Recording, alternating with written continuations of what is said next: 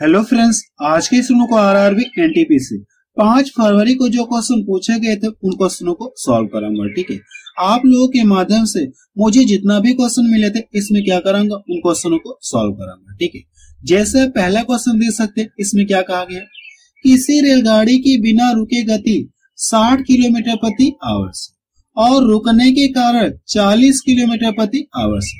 अगर रेलगाड़ी क्या करे, बीच बीच में जो स्टॉप है अगर वो उन स्टॉप पे रुके तो उसकी चाल कितना हो जाएगी, 40 किलोमीटर प्रति आवर से। तो पूछा क्या, वह 1 घंटे में कितना मिनट रुकेगी, इसमें आपसे ये पूछेगा। ठीक है, इस क्वेश्चन को सॉल्व करने के लिए मैं आपको सबसे आसान तरीका बता रहा हूँ। ठीक है, अगर वो क्या करे, रेलगाड़ी जो न रुके, अगर किसी भी स्टॉप में न रुके तो इसकी चाल कितना है, 60 किलोमीटर प्रति आवर से। अगर वो करे क्या, बीच बीच में जो स्टॉप है अगर वो क्या करे, उन स्टॉप पे रुकते रुकते चलेगी तो उसकी चाल कितना हो जाएगा, इतना हो जाएगा। तो प्रश्न में आपसे ये पूछा गया कि 1 घंटे में कितना मिनट रुकेगी, 1 घंटे में कितना मिनट रुकेगी, इसमें आपसे ये पूछेगा। तो इस क्वेश्चन को सॉल्व करने के लिए मैं आपको सबसे आसान तरीका बताऊं। आपको करना है कि इन दोनों का अंतर करें, इन दोनों का अंतर करें, कितने का अंतर मिलेगा, 20 का अंतर मिलेगा। कितने का मिलेगा, 20 का अंतर मिलेगा। और इसके बाद करना है कि आपको बिना रुके वाली चाल से क्या करिए, भाग दीजिए। बिना रुके वाली चाल से क्या करिए, आप इसमें भाग दीजिए। अब देखिए आपको एक इसमें आएगा, घंटे में आएगा, तो इसे मिनट में कन्वर्ट करने के लिए क्या करिए, आप 60 से गुणा करिए। अब इसका कैलकुलेशन करिए, आपको क्या आ जाएगा, आंसर आ जाएगा। देखिए 60 से 60 कट गया तो बचा कितना, 20 मिनट। यानी आप बता सकते हैं कि जो रेलगाड़ी है 1 घंटे में कितना मिनट रुकेगी, बीच बीच में स्टॉप रहेंगे, अगर उन स्टॉपों को जोड़ा जाए तो कितने मिनट के रुकेगी, कितने मिनट के लिए रुकेगी, 20 मिनट के लिए रुकेगी। ये इसका आंसर है। तो बी ऑप्शन के इसका मैच कर रहा है। ठीक है, वैसे इस क्वेश्चन को क्या कर सकते हैं, 2 से 3 तरीके से सॉल्व कर सकते हैं, लेकिन जो सबसे फास्ट तरीका है वो मैंने आपको बताया। इन दोनों का अंतर करेंगे और बिना रुके वाली चाल से क्या करेंगे, भाग दे देंगे और इसे मिनट में कन्वर्ट करने के लिए 60 से गुणा कर लीजिए, आपको क्या आ जाएगा, आंसर आ जाएगा। चलिए अगला क्वेश्चन देखा जाए, क्या क्वेश्चन एग्जाम में पूछा गया। क्वेश्चन सेकेंड देखा जाए, इसमें क्या दिया गया, 12, 15 और 21 का एलसीएम और एचसीएफ ज्ञात करें। ठीक है, ऐसे क्वेश्चन देखिए बार बार रिपीट हो रहे। ठीक है, ऐसे क्वेश्चन देखिए 2 से 3 बार मैंने आपको खुद बता दिया और ऐसे क्वेश्चन एग्जाम में बार बार रिपीट हो रहे। तो सबसे पहले हम क्या करें, इन सभी का एचसीएफ निकालते।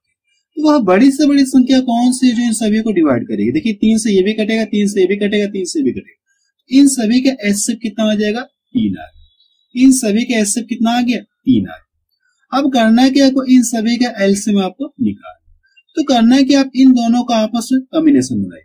देखिए 3 से ये भी कटेगा, 3 से भी कटेगा, तो किसी को काट दिए, मैं इसको डिवाइड कर 3 चौक को 12। काटने के बाद करना है कि इन दोनों का गुणा करिए, 15 चौक कितना हो गया, 60। इन दोनों का एलसीएम कितना, 60 आ गया। अब ये देखिए बचा है, आप इसको यहाँ पे देखिए 3 से ये भी कटेगा, 3 से ये भी कटेगा। बड़ी से बड़ी संख्या कौन सी जो इन दोनों को डिवाइड करेगी, 3 ही है, तो किसी को डिवाइड कर दिए। मैं इसको डिवाइड कर दूं तो 3 7 21, इन दोनों का गुणा करिए तो कितना मिल जाएगा, 7 6 42। कितना मिल गया, 7 6 42। यानी हमको एलसीएम भी पता चल गया। इन तीनों का एलसीएम कितना आ जाएगा, 420 आएगा। एचसीएफ 3 आएगा और एलसीएम कितना आ जाएगा, 420 आएगा। ये इसका क्या आ गया, आंसर आ गया। चलिए अगला क्वेश्चन देखा जाए, क्या क्वेश्चन एग्जाम में पूछा गया। क्वेश्चन थर्ड देखा जाए, इसमें क्या दिया गया है, यदि x प्लस वाई का मान कितना दिया गया, 27 है, तो इसका मान आपसे इसका भी मान आपको दिया गया है, तो पूछा कि आपसे x माइनस वाई का मान आपसे पूछेगा। इतनी बराबर इतना दिया गया और इसका मान इसके बराबर है, तो पूछा कि हमसे इसका मान पूछेंगे। अगर आप इसको देखें तो आपको ये फॉर्मूला दिख रहा है, a square minus B square का फॉर्मूला दिख रहा है। अगर आप इसे प्रसार करेंगे तो क्या करेंगे, इन दोनों को एक बार जोड़ेंगे और इन दोनों को एक बार क्या करेंगे, आप हटा देंगे। तो यहां से कितना हो जाएगा, ये x प्लस वाई हो गया, एक बार जोड़ना है और एक बार दोनों क्या करना है, घटाना है। x माइनस वाई और इक्वल टू कितना है, 243। इतना क्लियर है। अब देखिए इसका मान कितना दिया गया, 27 दिया गया और 27 इधर क्या हो जाएगी, भाग। 27 से क्या हो जाएगी, इधर जाके भाग हो जाएगी, बटे कितना हो गया, 27। अब क्या करना है कि इसका कैलकुलेशन करिए, आपको क्या जाएगा, आंसर आ जाएगा। अगर आप इसको यहां से डिवाइड कर देंगे तो 9 बार में ये पूरा पूरा कट जाएगा। कितनी बार में कट जाएगा, 9 बार में ये पूरा पूरा कट जाएगा। यानी आप बता सकते हैं कि x माइनस वाई का मान किसके बराबर होगा, 9 के बराबर। चलिए अगला क्वेश्चन देखा जाए, क्या क्वेश्चन एग्जाम में पूछा गया। क्वेश्चन 4 देखा जाए, इसमें क्या दिया गया है, यदि a माइनस बी बराबर 5, ए स्क्वायर प्लस बी स्क्वायर का मान 41 है, तो प्रश्न से पूछा है कि इसका मान पूछा गया, a इंटू बी बराबर क्या होगा, इसमें आपसे ये पूछा गया। अगर हम लोग करें कि इसको देखिए, इस वाले समीकरण को देखिए, अगर हम लोग करें कि दोनों पक्षों का स्क्वायर कर दे, अगर दोनों पक्षों का स्क्वायर कर दे इस तरह से, ठीक है, अभी क्या आपको ये फॉर्मूला दिख रहा है, आप इससे प्रसार करिए, जब आप इससे प्रसार करेंगे तो क्या मिलेगा, ए स्क्वायर हो जाएगा plus B square minus 2ab। अगर आप इससे प्रसार करेंगे तो कितना मिल जाएगा, 5 का स्क्वायर करेंगे कितना मिल जाएगा, 25 मिल जाएगा। इतना क्लियर है। और देखिए इसका मान कितना दिया गया क्वेश्चन में, 41 दिया गया, इसका मान कितना दिया गया, 41 दिया गया।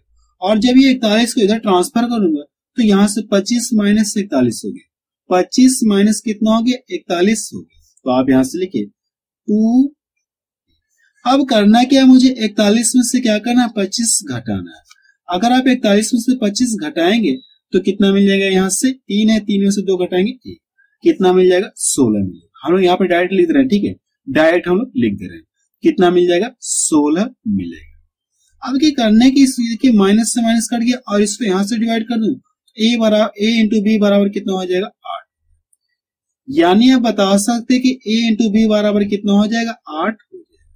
ये इसका क्या आ गया, आंसर आ गया। ठीक है, चलिए अगला क्वेश्चन देखा जाए, क्या क्वेश्चन एग्जाम में पूछा गया। क्वेश्चन 5 देखा जाए, इसमें क्या दिया गया। अब देखिए क्वेश्चन में इस तरह से दिया है, यदि इतने बराबर इतना है तो x का मान ज्ञात करें। सबसे पहले क्या करें, तिर्यक में गुणा कर दे। अगर इधर गुणा करेंगे तो ये कितना हो जाएगा, x स्क्वायर। इतना क्लियर है। और ये दोनों आपस में क्या हो जाएंगे, कड़ी में हो जाएंगे, कड़ी में हो जाएंगे। इतना क्लियर है, कड़ी में ये हो जाएगा। 162 को हम क्या कर सकते, ऐसे लिख सकते क्या, 162 को 81 गुणे 2 कर सकते क्या। जब इन दोनों का गुणा करें तो आपको ये चीज आपको मिलेगी। अब देखिए करना है कि इसको हम ऐसे लिख सकते क्या, 64 गुणे 2 लिख सकते क्या। इसको हम क्या कर सकते हैं, 64 गुणे 2 लिख सकते हैं क्या, लिख सकते, कोई फर्क नहीं। जब इन दोनों का गुणा करें आपको फिर से ये चीज आपको मिलेगी, यानी आप इन दोनों को ऐसे लिख सकते हैं। अब क्या करना है कि देखिए कड़ी से फ्री हो जाए, ये भी फ्री होगा और ये भी फ्री होगा। जब ये कड़ी से फ्री होगा तो कितने का स्क्वायर कैसे होता है, 9 का होता है। और ये कितना दे देगा, 8। और ये देखिए 2 यहाँ पे भी, 2 यहाँ पे, 2 बार है ना, और ये कड़ी से क्या हो जाएगा, फ्री हो जाएगा। तो बाहर कितना मिल जाएगा, 2 मिलेगा। इतना क्लियर है। और इधर ये कितना है, ये एक्स स्क्वायर। अब करना है कि 8 9 72 हो गया, और 72 दुना कितना हो जाएगा, 144। 72 दुना कितना हो जाएगा, 144। अब यहाँ पे एक्स स्क्वायर बराबर इतना है, अगर इसका स्क्वायर हटा दो तो इधर आगे क्या लग जाएगी, कड़ी लग जाएगी। इतना क्लियर है। अब क्या करना है कि जब ये कड़ी से फ्री होगा इसका मान कितना मिल जाएगा, 12 मिलेगा। 144 कितने का स्क्वायर होता है, 12 का स्क्वायर होता है। जब ये कड़ी से फ्री होगा तो कितना देगा, 12 मिल जाएगा। ये इसका क्या आ गया, आंसर है। चलिए अगला क्वेश्चन देखा जाए, क्या क्वेश्चन एग्जाम में पूछा गया जो 5 फरवरी को पेपर हुआ था। अगला क्वेश्चन देखा जाए, क्या क्वेश्चन एग्जाम में पूछा गया। क्वेश्चन 6 देखा जाए, इसमें क्या दिया गया, कड़ी में देखिए कितना दिया गया, 42.25 दिया गया। जब ये कड़ी से फ्री होगा तो इसका मान किसके बराबर होगा, इसमें आपसे ये पूछा गया। अब क्या करना है कि आपको इसका क्या करना है, आपको वर्गमूल निकालना है। तो यहाँ पे कितने का पेयर बनेगा, 2 का पेयर बनेगा। अभी आप दशमलव को भूल जाए, ठीक है, अभी आपको दशमलव से कुछ लेना देना नहीं, दशमलव आप क्या करें, भूल जाइए। 2 का पेयर बनेगा। अब देखिए हमको ये पता करना है कि किस संख्या का स्क्वायर किया जाए कि इकाइयों के स्थान पे कितना मिले, 5 मिले। तो आप बता सकते हैं अगर आप 5 का स्क्वायर करें कितना मिलेगा, इनके स्थान पे 5 मिलेगा। अब देखिए कितना 42 है। अब आपको ये करना है कि संख्या का स्क्वायर किया जाए, इससे ज्यादा ना हो बल्कि कम हो जाए। अगर आप 7 का स्क्वायर लेंगे तो 42 से ज्यादा हो जाएगा। तो हम लोग क्या करें, 6 का स्क्वायर, 6 चौके 36, इससे कम रहेगा। हम यहाँ पे लिख रहे हैं कितना हो जाएगा, इतना। अब देखिए दशमलव को अगर आप भूल जाइए तो 65 का जब स्क्वायर करें आपको इतना मिलेगा। अब देखिए यहाँ पे अंदर कितना, कड़ी के अंदर 2 अंक पे दशमलव, जब ये कड़ी से फ्री होगा तो दशमलव क्या हो जाएगा, आधा अंक पे हो जाएगा। जब कड़ी से फ्री होगा तो दशमलव क्या हो जाएगा, आधा अंक पे हो जाएगा। ये इसका क्या आ गया, आंसर आ गया। यानी जब ये कड़ी से फ्री होगा इसका मान इतना मिलेगा। चलिए वाला क्वेश्चन देखा जाए, क्या क्वेश्चन एग्जाम में पूछा गया। क्वेश्चन 7 देखा जाए, इसमें क्या दिया गया है, यदि x बराबर इतना दिया गया, y बराबर इतना है और z बराबर इतना है, तो पूछा है क्या, इन सभी का क्या पूछा हमसे, एलसीएम पूछा गया। सबसे पहले क्या करना, गुणा करना है, और उन सभी का क्या पूछा हमसे, एलसीएम पूछा। तो सबसे पहले क्या करते, गुणा करते। एक्स और वाई का हम लोग क्या करते हैं, गुणा करते हैं। तो आप यहां से लिख लीजिए एक्स और वाई। अब ये करना के इन दोनों का गुणा करना है, 3 यहाँ पे भी, 3 यहाँ पे, 2 यहाँ पे भी, 2 यहाँ पे भी, ठीक है। तो हमको ये पता है अगर इनके आधार से में तो गुणा में क्या होती है, पावर जुड़ जाती है। तो यहां से देखिए इसको और इसको देखिए, अब देखिए आधार से में पावर क्या हो जाएंगे, आपस में जुड़ जाएंगे। 2 की पावर कितना हो जाएगी, 4। इतना क्लियर है। 3 यहाँ पे है और 3 यहाँ पे है, अगर इनके आधार से में तो पावर क्या हो जाएंगे, आपस में ऐड हो जाएंगे। कितना मिल जाएगा, 3 मिलेगा। इतना क्लियर है। अब की क्या करना, y और z इन दोनों का गुणा करना है। अब कि यहाँ पे आधार कितना, 2 है, यहाँ पे भी आधार 2 है। तो आप यहां से लिख लीजिए y z, यानी इनकी क्या हो जाएंगे, यहाँ से पावर क्या हो जाएंगे, जुड़ जाएंगे। 2 की पावर कितना हो जाएगी, 5 हो जाएगी। अब 3 की पावर 1 है और यहाँ पे 3 की पावर 2, तो 3 की पावर कितना हो जाएगी, 3। इतना क्लियर है। अब कि इसके बाद क्या करना, आपको z और x का मान पता करना है। तो कर लीजिए, यानी z और x आपको करना है। देखिए 2 की पावर यहाँ पे 1 है और 2 की पावर कितने यहाँ पे 2 है। जब गुणा करेंगे 2 की पावर कितना हो जाएगी, 3 हो जाएगी। 3 की पावर यहाँ पे 2 है और 3 की पावर यहाँ पे कितना है, 2 है। तो 3 की पावर कितना हो जाएगी, 4। गुणा में पावर जुड़ जाएगी। अब करना है क्या, आपको इन सभी का क्या करना, आपको एलसीएम आपको निकालना है। इन सभी का क्या करना, आपको एलसीएम आपको निकालना है, ठीक है। तो एलसीएम का मतलब ये हो जाएगा कि जो सबसे बड़ी पावर रहेगी वही आपको क्या हो गया, एलसीएम आ जाएगा। तो 2 यहाँ पे भी, 2 यहाँ पे भी, 2 यहाँ पे भी, लेकिन हमको क्या करना है, सबसे बड़ी पावर वाला कॉमन लेना है। सबसे बड़ी पावर वाला लेना है। 2 की पावर कितना हो जाएगा, 5। मैक्सिमम देखिए 5 पावर, तुम लोग क्या करेंगे, वही ले लेंगे। एलसीएम की बात हो तुम लोग क्या करेंगे, जो सबसे बड़ी पावर रहेगी उसी को हम लोग लेंगे। अगर एचसीएफ की बात होती जो सबसे छोटी पावर रहेगी तो हम लोग क्या करते, उसको यहाँ पे लिखते। लेकिन एलसीएम की बात हो रही तो जो सबसे बड़ी पावर रहेगी वही आपको लिखना होगा। अब देखिए करने के, देखिए 3 सभी में कॉमन दिख रहा है। अब क्या करना, जो सबसे बड़ी पावर होगी वही आपको लेना हो। तो 3 की पावर कितना मैक्सिमम, 4। ये इसका क्या आ गया, आंसर है। यानी आप बता सकते हैं कि इन सभी का गुणा करने के बाद एलसीएम कितना आ जाएगा, इतना आएगा। ये इसका आंसर आ गया, ठीक है। चलिए अगला क्वेश्चन देखा जाए, क्या क्वेश्चन एग्जाम में पूछा गया। क्वेश्चन 8 देखा जाए, इसमें क्या दिया गया है, एक त्रिभुज का आधार 6 सेंटीमीटर तथा ऊंचाई 8 सेंटीमीटर है, तो क्षेत्रफल ज्ञात करें, ठीक है। हमको ये पता है कि किसी भी त्रिभुज का क्षेत्रफल बराबर क्या होता है, किसी भी त्रिभुज का क्षेत्रफल बराबर क्या होता है, आप यहां से लिख लीजिए। अगर नाम न दिया जाए, समबाहु त्रिभुज, विषमबाहु त्रिभुज, ठीक है। अगर किसी भी त्रिभुज की बात करी जाए, जनरली हम क्या करते हैं, यही फॉर्मूला लिखते हैं, 1/2 होता है आधार इंटू ऊंचाई। ये तो फॉर्मूला लिखते हैं, आधार इंटू ऊंचाई। अब कि हमको सब कुछ पता है, आधार भी पता है और ऊंचाई भी पता है। आधार कितना दिया गया, 6, और ऊंचाई कितनी देगी, 8 देगी। इसको यहां से डिवाइड कर दो, 3 बार में कट गया, और इन दोनों का आपस में मल्टीपल कर दो, तो कितना मिल जाएगा, 8 त्रिका 24 सेंटीमीटर स्क्वायर। ये इसका क्या गया, आंसर है। इसका आंसर कितना गया, 24 सेंटीमीटर स्क्वायर। चलिए वाला क्वेश्चन देखा जाए, क्या क्वेश्चन एग्जाम में पूछा गया। क्वेश्चन 9 देखा जाए, इसमें क्या दिया गया है, ए और बी किसी काम को 40 दिन में कर सकते हैं। आप यहां से कर सकते हैं।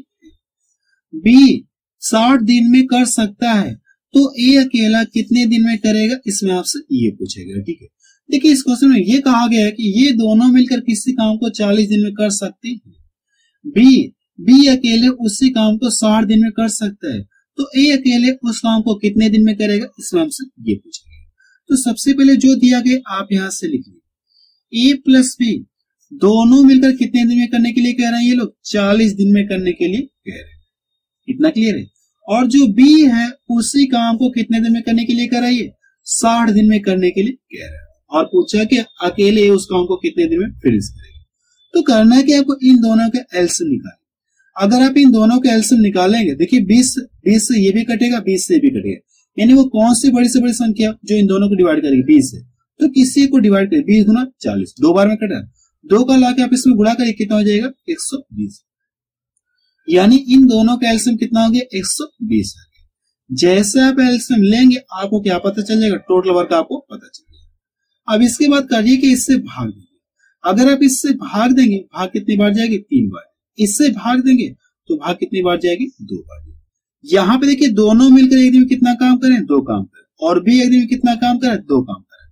अगर इसको यहां से घटा दूं तो मुझे ये पता चल जाएगा कि ए एक दिन में कितना काम करा, 1 काम करा। ए जो है एक दिन में कितना काम करा, एक काम करा, और करना कितना, 120 काम करना है। अगर जो ए एक दिन में एक काम करा है तो 120 काम करने में कितना टाइम लेगा, कितना टाइम लेगा, 120 दिन का समय लेगा। ये इसका क्या आ गया, आंसर आ गया। इसका आंसर कितना आ गया, 120 आ गया। चलिए अगला क्वेश्चन देखा जाए, क्या क्वेश्चन एग्जाम में पूछा गया। क्वेश्चन 10 देखा जाए, इसमें क्या दिया गया है, 5 पाइप किसी टंकी को 8 घंटे में भरते हैं, तो समान कैपेसिटी यानी समान क्षमता के 8 पाइप टंकी को कितने समय में भरेंगे, इसमें आपसे ये पूछेंगे। 5 पाइप जो 8 घंटे में भरने के लिए कह रहे, आप यहां से कर लीजिए 5 गुणे 8, इतना क्लियर है। फिर क्या कहा गया, समान कैपेसिटी वाले कितने पाइप, 8 पाइप कितने समय में भरेंगे, इसमें हमसे ये पूछेंगे। हम लोग मान लो कितने समय में भरेंगे, x घंटे में भरेंगे। देखिए अब करना है कि इसका कैलकुलेशन देखिए, 8 से 8 करके x बराबर कितना आ गया, 5, x बराबर कितना आ गया, 5, यानी कितने समय में भरेंगे, 5 घंटे में भरेंगे। चलिए अगला क्वेश्चन देखा जाए, क्या क्वेश्चन एग्जाम में पूछा गया था। क्वेश्चन 12 देखा जाए, इसमें क्या दिया गया, 1 रुपया 50 पैसे और 25 पैसे के 3 सिक्कों का अनुपात इतना है और 50 पैसे के सिक्कों की संख्या 80 है, कुल धन ज्ञात करें। 50 पैसे के सिक्कों की संख्या दिया गया और पूछे कि कुल धन कितना है। तो सबसे पहले आप यहां से लिखिए 1 रुपया 50 पैसे और किसके सिक्के, 25 पैसे के सिक्के, और सिक्कों का अनुपात दिया गया, आप यहां से लिखिए सिक्कों का अनुपात, आप यहां से लिख लीजिएगा सिक्कों का अनुपात कितना दिया गया है, 1:2:3 दिया गया, इतना क्लियर है। और हमको ये पता है कि 50 पैसे के कुल कितने सिक्के, 80 सिक्के, 50 पैसे के कुल कितने सिक्के, 80 सिक्के। अगर रेशियो में देखा जाए तो रेशियो में 50 पैसे कुल कितने सिक्के, 80 सिक्के, रेशियो में देखा है तो 50 पैसे कितने हैं, ये 2 है। आपको करना है कि इससे क्या करें, आप इसमें भाग दें, इससे क्या करें, आप इसमें भाग। अगर आप भाग देंगे तो भाग कितनी बार जाएगी, अगर आप इससे भाग देंगे भाग कितनी बार जाएगी, 40 बार जाएगी, इतना क्लियर। भाग कितनी बार जाएगी, 40 बार जाएगी। अब करना है कि आपको इसका गुणा आप इसमें कर लीजिए, हमको ये पता चल जाएगा कि 1 रुपए के कितने सिक्के, ये पता चल जाएगा। इसमें गुणा करें कितना हो गया, 40 हो गया, और इसमें गुणा करें तो हमको ये पता चल जाएगा 50 पैसे कितने सिक्के, इसमें करें कितना हो जाएगा, 40 गुना 80, इसमें करें कितना हो जाएगा, 4×3 12, 120 सिक्के। और हमसे पूछा कि कुल धन पूछे ना। अब क्या करना है कि अगर 1-1 रुपए कितने सिक्के हैं, 40 सिक्के, तो कितना रुपया देगा, ये रुपए में करें कन्वर्ट करें कितना देगा आपको, 40 रुपए आपको देगा। अगर 1-1 रुपए के 40 सिक्के, जब आप इसे रुपए में कन्वर्ट करें 40 रुपए आपको देगा। अब कि 50-50 पैसे कितने सिक्के हैं, 80 सिक्के, 50-50 पैसे के 80 सिक्के, जब आप इसे रुपए में कन्वर्ट करेंगे तो कितना देगा आपको, 40 रुपए देगा, 40 रुपए आपको देगा। क्योंकि हमको ये पता है कि 2 सिक्के यानी 2 50-50 के सिक्के कितना मिलकर देंगे, 1 रुपया देगा। अब करने के लिए कि यहां से क्या करें, 25 पैसे कितने सिक्के, इतने सिक्के।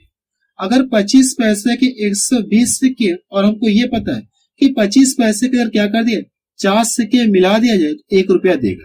तो करने के इसे रुपए में कन्वर्ट करने के लिए 4 से क्या करिए, भाग दीजिए, 4×3 12, कितना देगा आपको, 30 रुपए देगा। कितना देगा, ये 30 रुपए देगा। अब करना क्या, इन सभी को आप जोड़ लीजिए, आपको क्या जाएगा, आंसर आ जाएगा। अगर आप इन सभी को जोड़ेंगे तो कितना हो जाएगा, 110 रुपया, कितना हो जाएगा, 110 रुपया मिलेगा। यानी आप बता सकते कुल धन कितना था, 110 रुपए। ये इसका आंसर आ गया, ठीक है। आप इस क्वेश्चन को एक बार रिपीट करके जरूर से देख लीजिएगा, ठीक है। चलिए अगला क्वेश्चन देखा जाए, क्या क्वेश्चन एग्जाम में पूछा गया। क्वेश्चन 13 देखा जाए, इसमें क्या दिया गया है, P और Q की वर्तमान आयु का अनुपात 7:5 है। 5 वर्ष पहले उनकी आयु का योग 55 वर्ष है, तो बड़े व्यक्ति की उम्र क्या होगी, इसमें आपसे ये पूछा। P और Q के बीच का क्या दिया गया है, रेशियो दिया गया, आप यहां से कर लीजिए, P लिख लीजिए और ये Q, दोनों के बीच का रेशियो कितना दिया गया, 5, 7:5 कितना दिया गया, 5, और ये रेशियो कब का, ये वर्तमान का, इतना क्लियर है। अब इसमें ये कहा गया कि 5 साल पहले उनकी आयु का योग कितना था, 5 साल पहले उनकी आयु का योग कितना था, 50 वर्ष था। तो पूछा कि बड़े व्यक्ति की आयु पूछा। अगर ये देखा जाए 5 साल पहले दोनों की आयु का योग कितना, दोनों की आयु का योग कितना, 50 वर्ष। अगर आज की बात कर ली जाए तो देखा जाए तो 5 साल ये भी बड़ा होगा, 5 साल ये भी बड़ा होगा। तो क्या कर दिया, अगर 5 5 10, अगर 10 इसमें जोड़ दूं तो मुझे ये पता चल जाएगा कि दोनों की वर्तमान आयु का योग इस समय कितना होगा, 60 वर्ष होगा। इस समय दोनों कितने वर्ष के होंगे, 60 वर्ष के होंगे, क्योंकि 5 साल ये भी बड़ा होगा, 5 साल ये भी बड़ा होगा। इसमें क्या करिए, 10 आप जोड़ लेंगे, हमको ये पता चल जाएगा कि दोनों की वर्तमान आयु का योग कितना है प्रेजेंट टाइम में। इतना क्लियर है। और ये वर्तमान का रेशियो। अब करना है कि आप इन दोनों को जोड़कर क्या करें, आप इसमें भाग, सॉरी इन दोनों को रेशियो में जोड़ेंगे, 12 मिल गया, इससे क्या करें आप इसमें भाग दें। तो भाग कितनी बार जाएगी, 5 बार। जितनी बार भाग गई है और प्रश्न में पूछा क्या बड़े व्यक्ति की उम्र पूछे ना, तो जो रेशियो में बड़ा होगा उसमें लाके आप उड़ा दें। तो इसका उड़ा क्या करिए आप इससे मिला के कर देंगे। तो 5 7 कितना हो जाएगा, 35। यानी आप बता सकते कि बड़े व्यक्ति की उम्र कितना है, 35 वर्ष। ये इसका क्या आ गया, आंसर आ गया। चलिए अगला क्वेश्चन देखा जाए, क्या क्वेश्चन एग्जाम में पूछा गया। क्वेश्चन 14 देखा जाए, इसमें क्या दिया गया है, चक्रवृद्धि ब्याज की दर से 3 वर्ष में कोई धन 8 गुना हो जाता है तो दर क्या है, इसमें आपसे ये पूछेंगे, यानी रेट आपसे पूछी गई। देखिए क्या कहा गया, 3 वर्ष में कोई धन कितना हो जा रहा है, ये 8 गुना हो जा रहा है, 8 गुना हो गया। इतना क्लियर। या हम इसको ऐसे भी तो लिख सकते हैं, हम लोग मान ले कितना है, मूलधन कितना है, हम लोग मान ले मूलधन कितना है, 1 रुपया। अब ये कितना गुना हो गया, 8 गुना हो गया, यानी मिश्रधन हो जाएगा। हम यहाँ पे इसको ऐसे लिख रहे हैं, ठीक है। आपका लिए मूलधन हो गया और ये मिश्रधन। अब इसमें ये कहा गया 3 वर्ष में कितना हो जा रहा है, ये 8 गुना हो गया। तो सबसे पहले आप यहाँ से टाइम लिख लिया। अगर हम लोग मान ले कि माना मूलधन कितना 1 है, तो 3 वर्ष में कितना हो जा रहा है, ये 8 गुना हो गया, 8 गुना हो गया। और हमसे पूछा है क्या, रेट हमसे पूछ गया। देखिए हम लोग करेंगे, सबसे पहले इसको ऐसे लिख सकते क्या, अगर हमको क्या करते हैं, 1 वर्ष का क्या करना, 1 वर्ष में कितना गुना होगा ये पता करें, ठीक है। 1 वर्ष में कितना गुना होगा ये हम लोग पता करें। तो पता करने का ये तरीका है, आप करिए कि इसके ऊपर क्या करिए, आप यहाँ से क्यूब करिए, 3 की बात है तो आप यहाँ से क्या करिए, आप इस तरह ऐसे कर लीजिए। यहां से हम लोग क्या करें, इसको ऐसे कर लें। क्लियर है। देखिए 3 वर्ष में अगर इतना हो जाए तो 1 वर्ष का पता करने के लिए आप इसको ऐसे लिख लीजिए, ठीक है। इसको आप ऐसे लिख कि जब ये फ्री होगा तो ये कितना देगा, ये कितना देगा आपको, 1 देगा। और ये कितना देगा, कितने का, ये 8 क्यूब हो जाएगा, यहाँ से 2 का मिलेगा। जब ये कड़े से फ्री होगा इसका मतलब कितना देगा, 2 देगा। अब क्या करना है कि मूलधन कितना है, ये मूलधन कितना 1 रुपया, और ये कितना हो गया, 2 गुना हो गया, यानी 1 वर्ष में कितना हो गया, 2 गुना हो गया। आप बता सकते हैं अगर 1 रुपया था तो 1 वर्ष में 2 गुना हो गया, तो रेट क्या रही होगी, आप बता सकते हैं कि रेट क्या होगी, 100% रही होगी। तो अभी तो 1 वर्ष में 2 गुना हो गया, तो हम बता सकते हैं कि रेट कितनी रही होगी, रेट कितनी रहेगी, 100% रहेगी। तो अभी तो वो धन कितना हो गया, 1 वर्ष में कितना हो जा रहा है, ये 2 गुना हो गया। ये इसका क्या आ गया, आंसर आ गया। ठीक है। चलिए अगला क्वेश्चन देखा जाए, क्या क्वेश्चन एग्जाम में पूछा गया। क्वेश्चन 15 देखा जाए, इसमें क्या दिया गया है, 4, 16 और 20 का चतुर्थानुपात क्या होगा, इसमें आपसे ये पूछा गया। सबसे पहले इसका देखिए कॉन्सेप्ट क्या होता है, जैसे यहाँ पे लिख दो ए बी एवं सी, ए बी एवं सी का आपसे क्या पूछू, चतुर्थानुपात पूछू। अगर इसका चतुर्थानुपात पूछू तो इसका चतुर्थानुपात क्या होता है, b इंटू सी होता है। इन दोनों का गुणा करके और पहले वाले से क्या करना, आपको भाग देना है, यानी चतुर्थानुपात बराबर ये होगा। इसी कॉन्सेप्ट के आधार पे हम लोग क्या करें, इस क्वेश्चन को सॉल्व करें। ये ए का काम करा और ये बी का काम करा और ये सी का काम करा। तो करना है कि इन दोनों का गुणा करके पहले वाले से क्या करें, भाग। इन दोनों का गुणा करके पहले वाले से क्या करें, भाग। इसको यहां से डिवाइड कर दो, 4 बार में कट गया। इन दोनों का गुणा कर लो, कितने मिल गया, 4 दूना 8, कितना मिल गया, 80। ये इसका क्या आ गया, आंसर आ गया। चलिए अगला क्वेश्चन देखा जाए, क्या क्वेश्चन एग्जाम में पूछा गया था। क्वेश्चन 17 देखा जाए, इसमें क्या दिया गया है, किसी वस्तु के मूल्य में पहले 20% की वृद्धि हुई, फिर 10% की कमी हुई, तो क्या प्रभाव पड़ेगा, इसमें आपसे ये पूछेगा। ठीक है। इसका कॉन्सेप्ट मैंने आपको परसेंटेज चैप्टर में बताया। इसके लिए क्या फार्मूला होता है, आप यहां से कर लीजिए, प्रतिशत कमी या वृद्धि। मैं आपको फिगर बना के इसका कॉन्सेप्ट नहीं बता रहा हूं, डायरेक्ट फार्मूला लिख रहा हूं। ठीक है। अब क्या करना है कि इसका क्या फार्मूला होता है, मैंने क्या लिखवाया था आपको, यहां से a minus B minus A P upon 100। यही फार्मूला मैंने आपको परसेंटेज चैप्टर में बताया था। इसमें रख के सॉल्व कर लिया, क्या आ जाएगा, आंसर आ जाएगा। देखिए a का मान कितना है, ये a है और ये क्या हमारा b है। इसमें रख के सॉल्व कर लिया, क्या आ जाएगा, आंसर आ जाएगा। तो यहाँ से 20 माइनस कितना हो गया ये 10, माइनस 20 गुणे 10 और नीचे कितना है 100। डबल जीरो से ये डबल जीरो कट गया। ये देखिए यहाँ से कितना बच गया, सिर्फ 2 बच गया। अगर आप इसमें जोड़ेंगे माइनस कितना हो गया 12, 20 में से माइनस 12 घटाएंगे तो कितना मिलेगा, कितना मिल जाएगा 8 मिलेगा। यानी ये प्लस में 8 मिलेगा, ये जो 8 मिलेगा क्या मिलेगा प्लस में मिलेगा। यानी ये बता सकते हैं उससे क्या हो रही है, वृद्धि हो रही है, उससे क्या हो रही है, वृद्धि हो रही है। यानी इतने का क्या हो रहा है, लाभ। 8% का क्या हो रहा है, लाभ। यहाँ पे प्लस साइन ये शो कर रहा है कि उससे क्या हो रहा है, 8% का लाभ हो रहा है। चलिए अगला क्वेश्चन देखा जाए, क्या क्वेश्चन एग्जाम में पूछेंगे। क्वेश्चन 18 देखा जाए, इसमें क्या दिया गया है, किसी वस्तु को 6300 रुपए में खरीदा गया, 6% लाभ पाने के लिए वस्तु को कितने में बेचना होगा, इसमें आपसे ये पूछेगा। ठीक है, ये क्वेश्चन देखिए आसान है। ठीक है, आप इस क्वेश्चन को सॉल्व कर सकते हैं। इस क्वेश्चन को आपको बता नहीं रहा हूं, आपको करने के इस क्वेश्चन को सॉल्व करके बताना है कि इसका आंसर कितना आ रहा है। चलिए अगला क्वेश्चन देखा जाए, क्या क्वेश्चन एग्जाम में पूछा गया।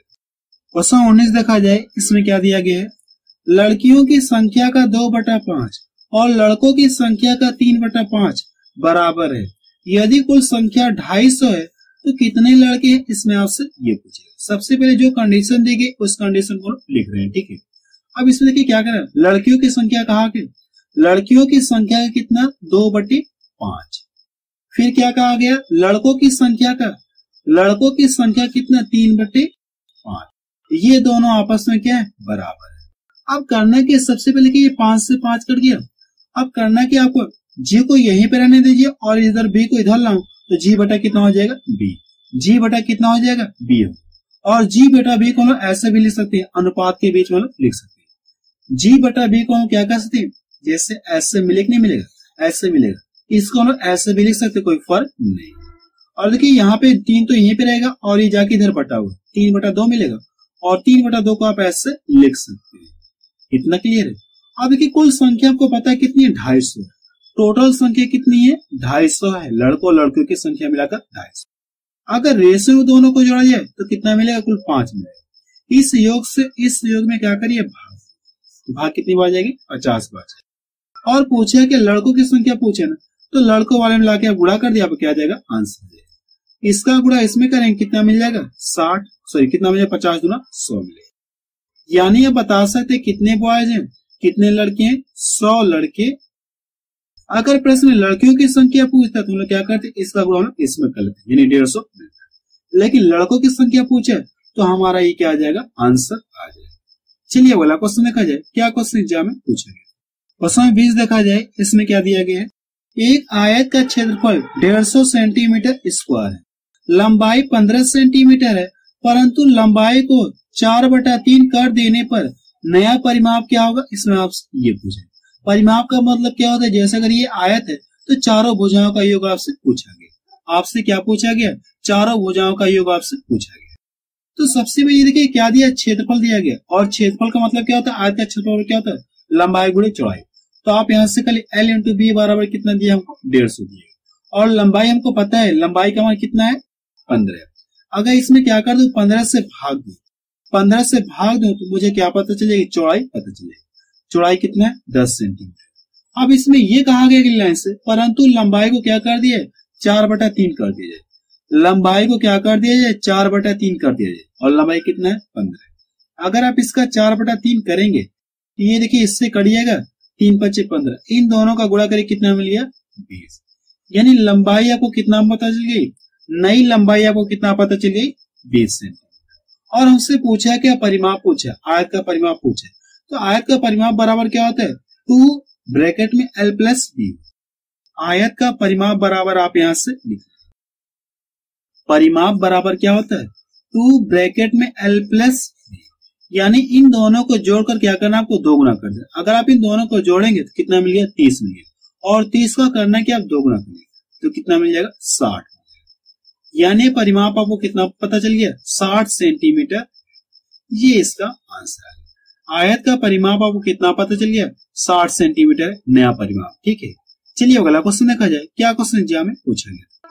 क्वेश्चन 20 देखा जाए, इसमें क्या दिया गया है, एक गांव की जनसंख्या 50,000 है, 10% प्रति वर्ष वृद्धि होती है 2 वर्ष बाद गांव की जनसंख्या क्या होगी, इसमें आपसे ये पूछा है। ठीक है, और मैं आपको ये बता देना चाहता हूँ कि परसेंटेज में प्रतिशत जनसंख्या के कॉन्सेप्ट मैंने आपको पढ़ा दिया है, यानी परसेंटेज चैप्टर में इसका कॉन्सेप्ट मैंने आपको पढ़ा दिया है। ठीक है, हम लोग क्या करें यहाँ पे डायरेक्ट क्वेश्चन को सॉल्व।